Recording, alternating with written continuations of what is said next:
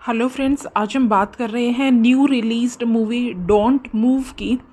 कहानी की शुरुआत होती है एक लेडी आयरिस से, जिसने कुछ ही समय पहले अपने 5 साल के बेटे मटेओ को खोया था। एक हाइकिंग पर निकले आयरिस और उसके हस्बैंड के साथ गए हुए उसके 5 साल का छोटा सा बच्चा मटेओ उसी एडवेंचरस जर्नी पर मौत का शिकार हो गया था।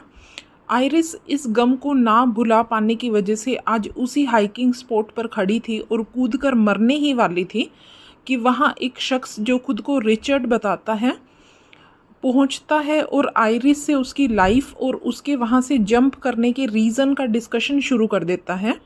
कुछ ही देर बाद आइरिस, जो अब थोड़ा नॉर्मल हो गई थी, मरने का इरादा छोड़कर वहाँ से अपनी नीचे खड़ी हुई गाड़ी के पास पार्किंग में वापस आती है, जहां रिचर्ड की भी गाड़ी पहले से ही पार्क्ड थी। थोड़ा उलझाने के बाद रिचर्ड एक शॉकिंग अम्ब्रेला से आइरिस को बेहोश करके उसे बांधकर अपनी गाड़ी के ट्रंक में डाल देता है। थोड़ी देर बाद आइरिस को किसी तरह होश आता है और वो अपनी पॉकेट में पड़े कटर से अपने हाथ पांव की स्ट्रिंग्स काटकर रिचर्ड पर अटैक कर देती है। रिचर्ड खुद को तो बचा लेता है, लेकिन चलती हुई गाड़ी का वहीं एक्सीडेंट हो जाता है। रिचर्ड जैसे ही उस हमले से संभलता है, आइरिस को एक पैरालाइज्ड सिरिंज लगाता है। अब आइरिस के पास सिर्फ और सिर्फ 20 मिनट का टाइम था वहाँ से बच निकलने का, क्योंकि उसके बाद उसकी बॉडी पैरालाइज्ड होनी शुरू हो जाएगी। किसी तरह वहाँ से भागते हुए आइरिस पहले एक नदी में कूदती है और फिर बहते हुए किसी लोन प्रॉपर्टी में पहुँच जाती है, जहाँ उसे उस प्रॉपर्टी का ओनर, एक बूढ़ा आदमी बिल, देख लेता है। पूरी पैरालाइज्ड हो चुकी आइरिस बिल के सवालों का जवाब आंखों की ब्लिंकिंग से दे रही थी। 1 ब्लिंकिंग का मतलब था हाँ और 2 का मतलब था ना। बिल उसे उठाकर अपने पास ही बने घर में ले जाता है, जहां थोड़ी देर के बाद रिचर्ड भी पहुंच जाता है। रिचर्ड बिल को एक फेक स्टोरी सुनाता है कि उसकी बीवी मेंटली परेशान थी और कहीं चली गई है।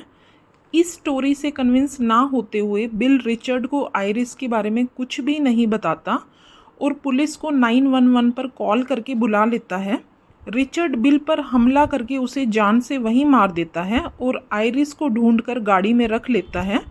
रिचर्ड आइरिस को उस जगह जाकर दफनाना चाहता था जहां उसने अपने बाकी विक्टिम्स के साथ भी यही किया था। इससे पहले रास्ते में वो अपनी एक्सीडेंटल गाड़ी को ठीक करना चाहता था।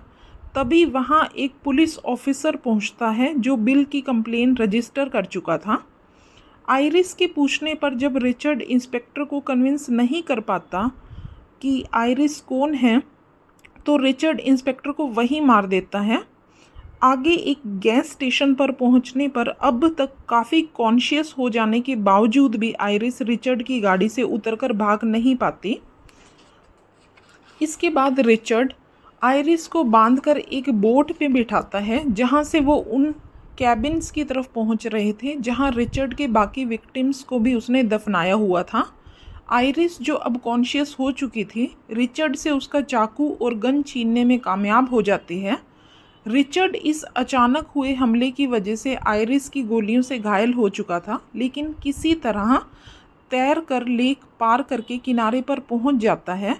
आइरिस, जिसके पांव अभी भी बंधे हुए थे और बोट में गोलियां लगने की वजह से बोट में काफ़ी छेद हो गए थे और बोट अब डूबने लगी थी और आइरिस भी उसके साथ ही डूबने लगी थी, उसी समय उसकी विल पावर से वो पानी में तैरने लगती है। आइरिस उसी किनारे पर पहुंच जाती है जहां रिचर्ड घायल पड़ा हुआ था। वहां पहुंचकर वो सबसे पहले रिचर्ड को थैंक्स करती है, क्योंकि उसकी इस किडनैपिंग और हमले की वजह से आइरिस, जो कुछ ही दिन पहले अपनी ज़िंदगी ख़त्म करना चाहती थी, अब जीना चाहती थी। रिचर्ड को आइरिस वहीं मार देती है, क्योंकि वो नहीं चाहती थी कि आइरिस जैसे लोग आगे भी रिचर्ड के विक्टिम्स बनते रहें। और फ्रेंड्स, डोंट मूव नाम की ये न्यू रिलीज्ड मूवी यहीं ख़त्म हो जाती है। आप चाहें तो इस थोड़ा सा अलग मूवी को देख सकते हैं। और इसके अलावा प्लीज़ मेरे चैनल को लाइक, शेयर, व्यू और सब्सक्राइब भी कीजिए। प्लीज़ कीजिए। Thank you.